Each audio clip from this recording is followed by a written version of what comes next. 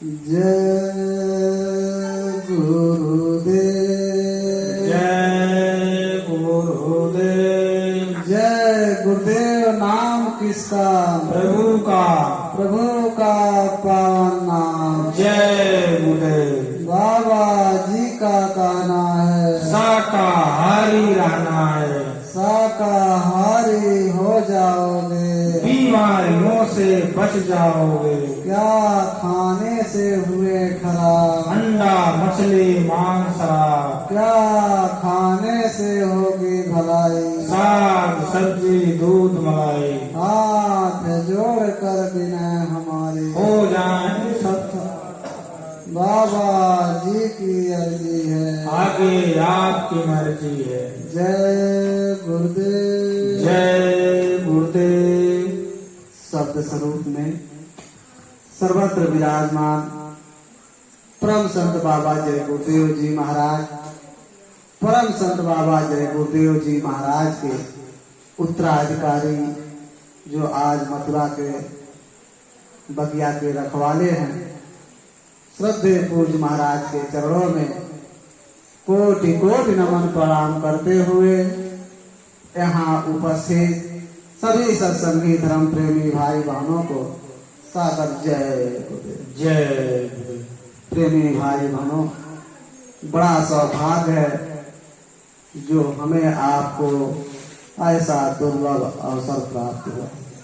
महात्माओं ने कहा है कि जब हमारे आपके जन्म जन्मांतरों के शुभ पुण्य कर्म संचय होते हैं, यानी इकट्ठा होते हैं, जब वह भगवान की बहुत बड़ी दया कृपा होती है, तब हमें आपको ऐसा दुर्लभ यानी सत्संग सुनने का अवसर प्राप्त होता है। वैसे तो सत्संग संत महात्मा ही कहा करते हैं, लेकिन हम आप उनके वचनों और वाणियों को दोहराते हैं। महात्मा कहते हैं कि सत्संग जल जो कोई पावे, मैलाई सब कट कट जावे। सत्संग ऐसा जल है जहाँ कौवा स्नान करता है और हंस बन करके बाहर निकलता है।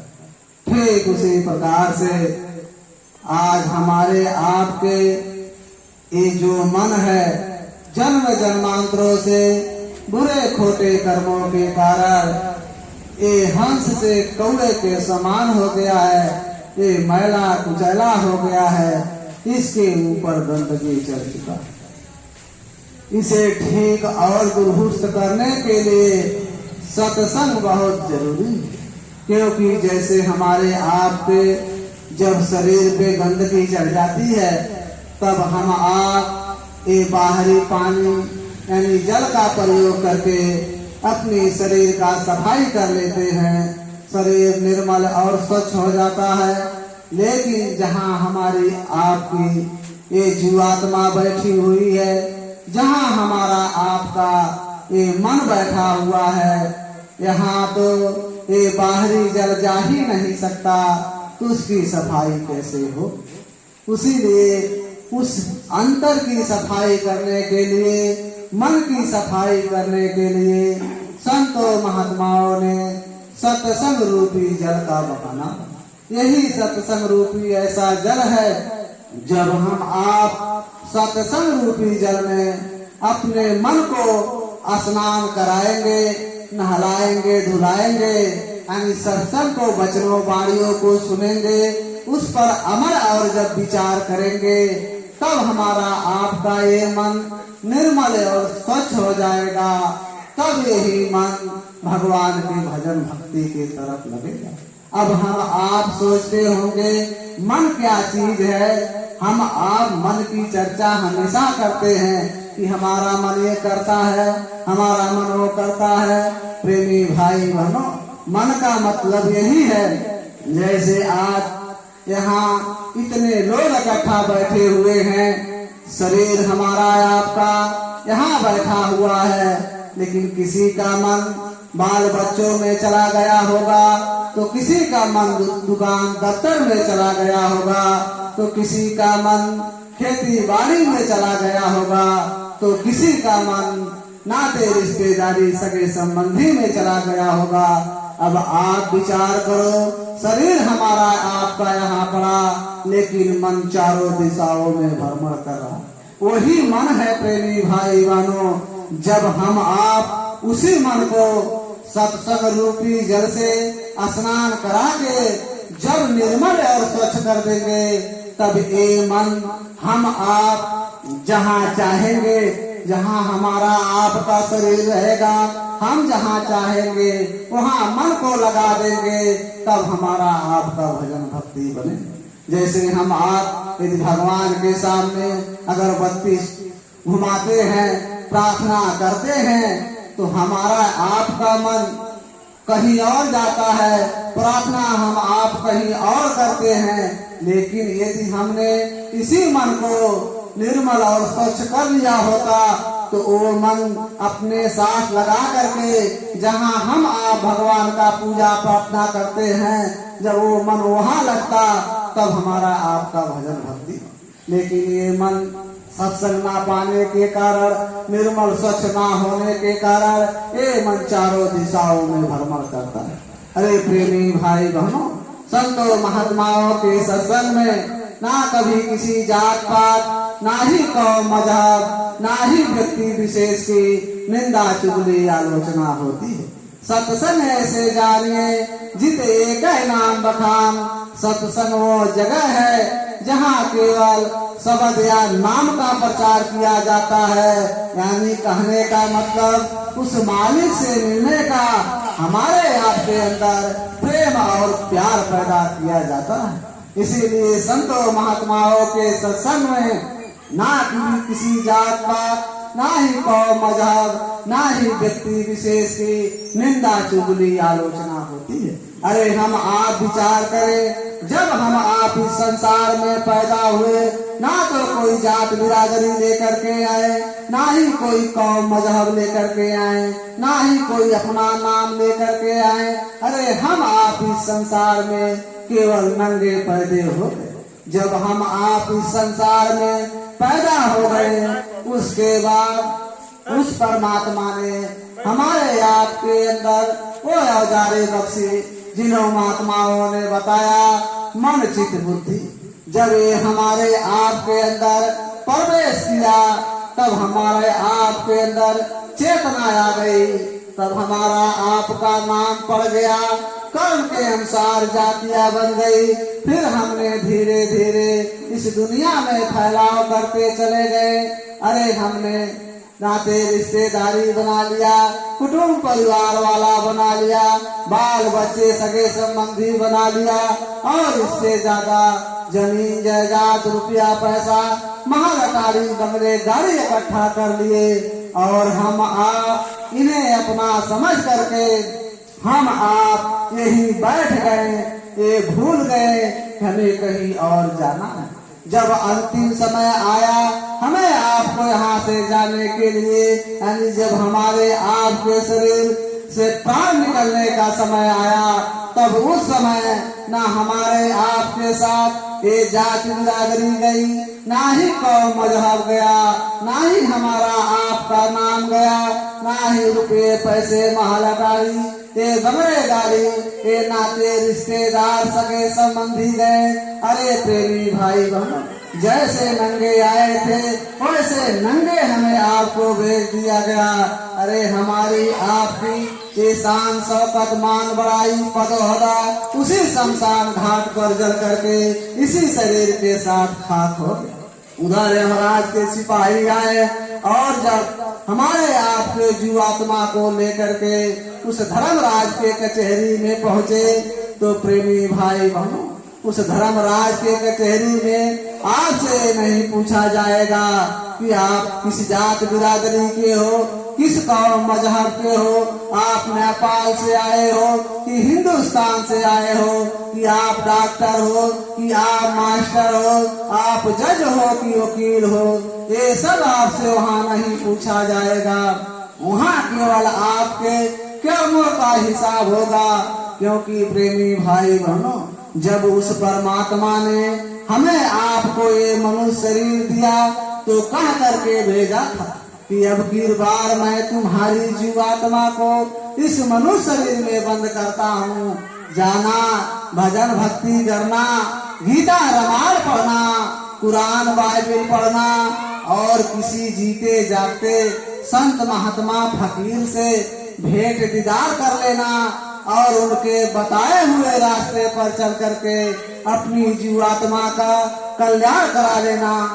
इसीलिए मैंने तुझे ये मानव तन दे रहा हूँ। लेकिन जब हम आप इस संसार में पैदा हुए तो वो वादा को भूल गए जो वादा हमने उस परमात्मा से किया था, और हम आप ये संसार की वादा निभाना शुरू कर दिया। क्योंकि प्रेमी भाई बहनों, जब हम आप इस संसार में पैदा हुए तो माया ने हमारे आप के ऊपर ऐसी बारीक सी पर्दा डाल दी, यानी यूं कह लो भूल भुलैया का पर्दा। जब वो पर्दा हमारे आप के ऊपर पड़ गया तब वो वादा हम आप भूल गए। अरे प्रेमी भाई बहनों, उसी धर्मराज के कचहरी में तब धर्मराज कहते हैं कि इन्हें यही मौका दिया गया था भजन भक्ति करने के लिए। लेकिन जब ये मानव तन पाए इतने अहंकार और गुरूर में हो गए। इस मानव तन से इन्होंने बड़े बड़े अपराध, इन्होंने बड़े बड़े अपराधिकार, अंडा मांस मछली शराब खा करके इस शरीर को नापाक कर दिए, इस शरीर को खराब कर दिए। आज वही इनको कर्मों का हिसाब यहाँ होगा। यदि इन्होंने अच्छा कर्म किए होंगे इन्हें स्वर्ग और वैकुंठ में भेज दिया जाएगा। यदि इन्होंने बुरे कर्म खोटे किए होंगे उसे कर्मों के अनुसार इन्हें नरकों और 84 में डाल दिया जाएगा, जब वहाँ हमारा आपका फैसला होगा। प्रेमी भाई बहनों, आपसे वहाँ ये नहीं पूछा जाएगा कि आप वहाँ बड़े आदमी थे कि छोटा आदमी थे, आप गरीब थे कि धनवान थे, ये सब नहीं पूछा जाएगा। आपके कर्मों का हिसाब होगा प्रेमी भाई बहनों। लेकिन महात्मा कहते हैं हम आप आपकी गति यही है, हम आप वास्तव में यही जीवन में कर रहे हैं। महात्मा कहते हैं कि जब तक हम आप इस मनुष्य शरीर में बैठे हुए हैं तब तक ये बाल बच्चे, ये नाते रिश्तेदार, ये सगे संबंधी, ये कुटुंब परिवार वालों को अपना बनाने के लिए इस शरीर से इतना अथक परिश्रम करते हैं, यानी यूं कह लो चोरी ठगी बेईमानियां भी कर देते हैं। लेकिन महात्मा कहते हैं एक समय ऐसा आएगा जब इस शरीर से प्राण निकलेगा तो बताओ प्रेमी भाई बहनों, उस समय इस दुनिया से भी संबंध छूट जाएगा, नाते रिश्तेदारी सगे संबंधी से संबंध छूट जाएगा। तो आप विचार करो, जब दुनिया वालों से संबंध छूट जाएगा और हम आप जिस शरीर से इतना अथक परिश्रम करते थे इस दुनिया बनाने के लिए, जब ये शरीर हमारा आपका साथ नहीं दिया तो दुनिया में ऐसे कौन से लोग हैं जो हमारा आपका साथ दे सकते हैं। इसीलिए महात्माओं ने कहा अरे मानव शरीर किराए का मकान है, ये पराया मकान है। अरे किसी को 40-50 साल के लिए मिला होगा तो किसी को 80-90-100 साल के लिए मिला होगा। जितने जितने श्वासों की पूंजी उस परमात्मा ने हमें आपको दिया है, उसे भुगतने के बाद ये शरीर को यही छोड़ करके जाना होगा। क्योंकि ये शरीर ना आज तक किसी के साथ गया ना ही किसी के साथ जा सकता है। इसीलिए महात्माओं ने कहा तेरे भाई कम से कम इस मनुष्य शरीर से अपनी जीवात्मा के कल्याण के लिए कुछ तो थोड़ा बहुत काम कर। क्या काम करना है? महात्माओं ने कहा अरे भाई इस शरीर को ना इतना दुख देना, यानी इस शरीर से ना इतना मेहनत, इतना शरीर को दुख देना कि ताकि हमारा आपका ध्यान, यानी हम आप उस मालिक का भजन भक्ति ना कर सके, ना इतना सुख देना कि हम आप उस मालिक का याद ना कर सके। ये दोनों हम आपको नहीं चाहिए। महात्मा कहते हैं ये शरीर जो हमें आपको मिला है ये केवल भजन भक्ति करने के लिए मिला हुआ है, लेकिन ये मानव तन हमें आपको किस लिए मिला हुआ है? यदि इसका भेद बताने वाला संत महात्मा फकीर मिल गया होता तो आज हम आप समझ जाते कि मानव तन किस लिए मिला हुआ है। तो प्रेमी भाई बहनों, महात्मा कहते हैं कि मानव तन बड़े सौभाग्य से मिला हुआ है केवल भजन भक्ति करने के लिए। लेकिन ये भजन भक्ति का रास्ता जब तक हम आप संत महात्मा फकीर का तलाश नहीं करेंगे, उनके बताए हुए रास्ते पर नहीं चलेंगे, तब तक हम आप भजन भक्ति नहीं कर सकते। क्योंकि हम आप चाहे शाकाहारी इंसान हो चाहे मांसाहारी इंसान हो, सब सोचते हैं कि हम भगवान को प्राप्त कर लें, हम भगवान का दर्शन कर लें, हम देवी देवताओं का दर्शन कर लें। सब अगरबत्ती कपूर जलाते हैं, देवी देवताओं का दर्शन सब करना चाहते हैं, लेकिन हमें आपको तौर तरीका नहीं पता है कि वो भगवान कैसे मिलेंगे, राम कैसे मिलेंगे, कृष्ण कैसे मिलेंगे, देवी देवताओं का दर्शन कैसे होगा। यदि वो भेदी मिल गया होता, रास्ता बता दिया होता तो आज हम उस भगवान को पा जाते। लेकिन हम आप एक दूसरे के देखा सीखी में भगवान का पूजा करते हैं कि भाई वो करता होगा तो पता नहीं वो मालिक को पाया कि नहीं पाया, हमने पूछने नहीं गया, केवल देख करके दूर से हम भी पूजा आराधना शुरू करना कर दिया। महात्मा कहते हैं कि यदि हम आप उस मालिक का दर्शन करना चाहते हैं तो किसी त्रिकालदर्शी जो संत महात्मा जो भगवान का दर्शन करता हो, ऐसे संत महात्मा से भेंट दीदार कर लीजिए, उनके बताए हुए रास्ते पर चल दीजिए, हम आप उस मालिक को प्राप्त कर लेंगे। जैसे इस संसार की यदि हमें डॉक्टरी पढ़ना है, डॉक्टरी की विद्या हासिल करना है, तो हमें आपको जहाँ डॉक्टरी का कॉलेज है, जब हम आप वहाँ जाएंगे, वहाँ पढ़ेंगे, तब डॉक्टरी का पढ़ाई हो पाएगा। यदि हम ये सोच ले कि डॉक्टरी की पढ़ाई वकालत की जहाँ पढ़ाई होती है वहाँ जाकर के हम पढ़े तो डॉक्टरी की पढ़ाई कभी नहीं हो सकती। इसीलिए यदि हम आप यदि उस भगवान का दर्शन करना चाहते हैं, देवी देवताओं का दर्शन करना चाहते हैं, तो उसका मास्टर संत महात्मा होते हैं। संत महात्मा फकीर ही जानते हैं उसका भेद। जब हम आप उनके पास जाएंगे, उनके सत्संग और वचनों वाणियों को सुनेंगे, तब हम आप उस मालिक को प्राप्त कर सकते हैं। क्योंकि महात्मा यही कहते हैं कि हम यदि उस महात्मा मालिक को दर्शन करना चाहते हैं, भगवान का दर्शन करना चाहते हैं, तो महात्माओं ने कहा कि दिल का हुजरा साफ कर जाना के आने के लिए, ध्यान गैरों से हटा उसको बिठाने के लिए, एक दिन लाखों तमन्ना उस पर भी ज्यादा हवेश, फिर ठिकाना है कहाँ उसको बिठाने के लिए। यदि महात्मा कहते हैं उस भगवान का दर्शन करना चाहते हो तो वही भगवान कहते हैं कि दिल का हुजरा साफ कर, यानी पहले अपने अंतर की सफाई कर लो।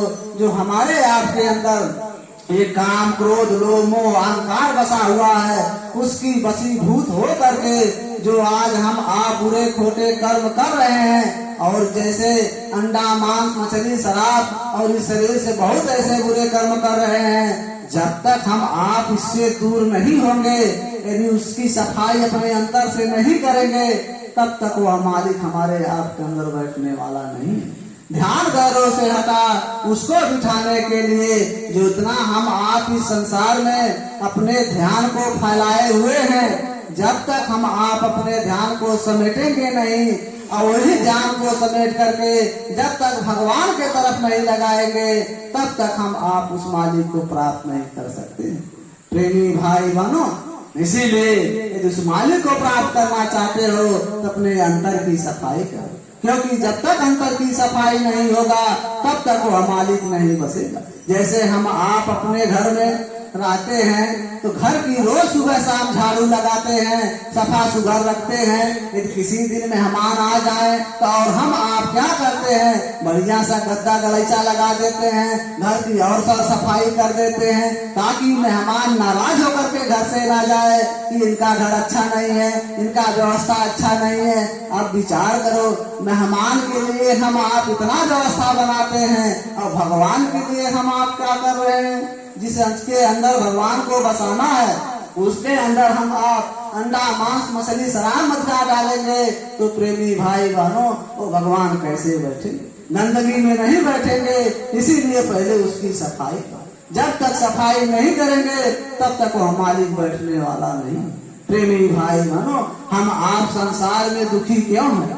दुखी होने का कारण यही है, हम आप मनमुखी हो गए हैं, मन के कहने पर चल रहे हैं। गुरुमुखी यदि होते, क्योंकि ये संसार में दो ही होता है, एक गुरुमुखी एक मनमुखी। यदि हम आप गुरुमुखी होते तो आज हम आज संसार में भी सुखी रहते और शरीर छोड़ने के बाद ऊपर भी जाते, वहाँ भी सुखी रहते हैं। लेकिन हमने सब गुरुओं को छोड़ दिया, केवल मनमुखी हो गए, मन के कहने पर चलने लगे। जो मन कहता है अच्छा बुरा कर्म कर देते हैं। इस संसार में भी मन के कहने से ऐसे ऐसे कुकर्म कर देते हैं कि आज कितने लोग जेल खाने में पड़े हुए हैं, कितने लोग थाने चौकी में पड़े हुए हैं, यही मन के कहने से बुरे खोटे कर्म कर दिए। यदि संत महात्मा के आदेश पे चले होते, गुरुमुखी होते तो ऐसी गलतियां कभी नहीं करते, वो हमेशा सही काम करते तो इस संसार में भी सुखी रहते हैं, उस मालिक के पास भी सुखी रहते हैं। तो आज हम आप दुखी क्यों? मनमुखी होने के कारण, क्योंकि ये मन जिससे लगाव रखता है उसी से मोह ममता कर बैठता है। जैसे हमारे आपके घर में यदि कोई सामान ही रखा हो, यदि समय के अनुसार कोई उठा कर ले चला जाए और हमें आपको पता ना चले कि ये सामान कोई लेकर के चला गया और बाद में पता चल जाए कि फलाना आदमी हमारा कुर्सी था ले गया बिना बताए, तो हमारे अंदर क्या हो जाता है? क्रोध आ जाता है, गुस्सा आ जाता है कि सामान मेरा बिना बताए कैसे ले गया। इसका कारण यही है कि उस कुर्सी से हमें मोह ममता हो चुका है। क्योंकि दूसरे के कुर्सी कोई दूसरा ले गया होता, यदि हम सुन लेते तो कहते हैं कोई ले गया होगा, हमसे क्या लेना देना है, लेकिन अपना होता तो हम आप दुखी हो जाते। ठीक उसी प्रकार से इस दुनिया में हम आप दुखी होने का कारण यही है, केवल मन के कहने पर हम आप चल रहे हैं। प्रेमी भाई बहनों, जैसे यदि अपना लड़का बीमार हो जाए तो रात भर मन घबराएगा, बाहर भूकंप और भूचाल आ जाए तो मन में रत्ती भर फर्क नहीं पड़ता। ये मन कहता है कोई और लड़का मरा होगा, अपनी औरत बीमार हो जाए तो ये मन रात भर घबराएगा। लेकिन पड़ोसियों में चाहे कितने के जनाजे निकल जाए, आरती निकल जाए, यही मन कहता है कोई और मरा होगा, क्योंकि उससे लगाव नहीं है। यदि मन का लगाव अपने बेटी और बेटा से है और वो बेटी बेटा 100, 200, 400 किलोमीटर दूर रहे और हमने संदेशा सुन लिया कि बेटा का काम गड़बड़ हो गया, तो मन रात भर नहीं सोएगा, उसका उपाय निकालेगा कि बेटा को कैसे बचाया जाए, बेटी को कैसे बचाया जाए, क्योंकि उससे लगाव है। उसी लगाव के कारण हम आप सो नहीं पाते, बैठ नहीं पाते, दुखी रहते हैं, रात दिन दुखी रहते हैं। तो इसीलिए जिससे हम आप मोह ममता लगाव करते हैं उसी से मोह ममता उत्पन्न हो जाता है। लेकिन महात्मा कहते हैं यहाँ ना कोई अपना है ना ही कोई पराया है। जैसे एक स्टेज पर सभी कलाकार आकर के अपना अपना पाठ अदा करते हैं, हम आप नाच प्रोग्राम देखते हैं, उस नाच प्रोग्राम के स्टेज पर सब कलाकार आकर के अपना अपना पाठ अदा करते हैं। ठीक उसी प्रकार से ये दुनिया बहुत बड़ी स्टेज है, कोई पति का पाठ अदा कर रहा है तो कोई पत्नी का पाठ अदा कर रहा है। पाठ अदा करते करते हम आप ये भूल जाते हैं कि कर्मों का लेन देन है। जहाँ कर्मों का लेन देन पूरा होगा तो बाप से पहले बेटा चला जाएगा, यदि बेटा का पहले होगा, बाप का पहले होगा तो बेटे के सामने बाप चला जाएगा, और पति के सामने यदि पत्नी का पहले पूरा हो जाएगा तो पति के सामने पत्नी चली जाएगी। यानी जिसका लेन देन जब पूरा हुआ वो यहाँ से फौरन चला जाएगा, क्योंकि उसे कहीं और पाठ अदा करना है। केवल मनुष्य शरीर ऐसा नहीं है, किसी मनुष्य शरीर में पाठ अदा करना है। अरे हम आप दुनिया में देख रहे हैं, कीड़े मकोड़े पशु पंछी जितने जानवर हैं वो भी पाठ अदा कर रहे हैं। अभी आप देखो कुत्ते होंगे, उनके बच्चे होंगे, वो भी अपने खेल में मस्त रहते हैं, अपने परिवार में मस्त रहते हैं, वो भी उनका पाठ है। समय पूरा हुआ तो कुत्ते के सामने उसका बच्चा चला जाएगा, मेरे कुत्ता का समय पूरा होगा तो बच्चे के सामने कुत्ता चला जाएगा। यही दुनिया का लेन देन, यही नाच प्रोग्राम चल रहा है प्रेमी भाई बहन। इसीलिए महात्मा कहते हैं हम आप यही पाठ अदा करते करते भूल जाते हैं कि कर्मों का लेन देन है, और हम आप मोह ममता कर बैठते हैं। उसी मोह ममता के कारण हम आप संसार में दुखी हैं। लेकिन महात्मा कहते हैं यदि हम आप इस संसार का मोह ममता कमजोर कर लें और यही मोह ममता को हम लोग कम करके उस भगवान के तरफ लगा दें, देवी देवताओं के तरफ लगा दें, तो प्रेमी भाई बहनों हमारा लोक भी अच्छा हो जाएगा, परलोक भी अच्छा हो जाएगा। तो हम यही कहना चाहेंगे, जो भी श्वासों की पूंजी जाने अनजाने में बीत गई, लेकिन अब भी महात्माओं का संदेश मिल रहा है। आप सब महात्मा की तलाश कर लीजिए आप लोग, और उनके बताए हुए रास्ते पर चल करके अपनी जीवात्मा का कल्याण करा लीजिए, क्योंकि आगे का समय बहुत खराब है। उस समय से बचने के लिए आप लोग को पहले सजग होना जरूरी है। जैसे भादों के महीने बरसात से बचने के लिए आज से हम आप छान छप्पर की व्यवस्था मिला लेते हैं, तब भादों महीना बरसात में बच पाते हैं। यदि उसी समय हम व्यवस्था मिलाएंगे हमारा सामान भी भीग जाएगा, हम आप भी भीग जाएंगे, व्यवस्था नहीं हो पाएगा। इसीलिए पहले से महात्मा की तलाश कर, ताकि हमारा आगे का समय जो खराब आएगा उससे हम आप बच जाएंगे। प्रेमी भाई बहनों, यही कहते हुए हम अपने वाणी को विराम करेंगे। यदि हमारे कहने में गलती हुआ होगा तो एक छोटा सा बच्चा समझ करके माफ कर दीजिएगा। बोलो जय गुरुदेव। जय गुरुदेव।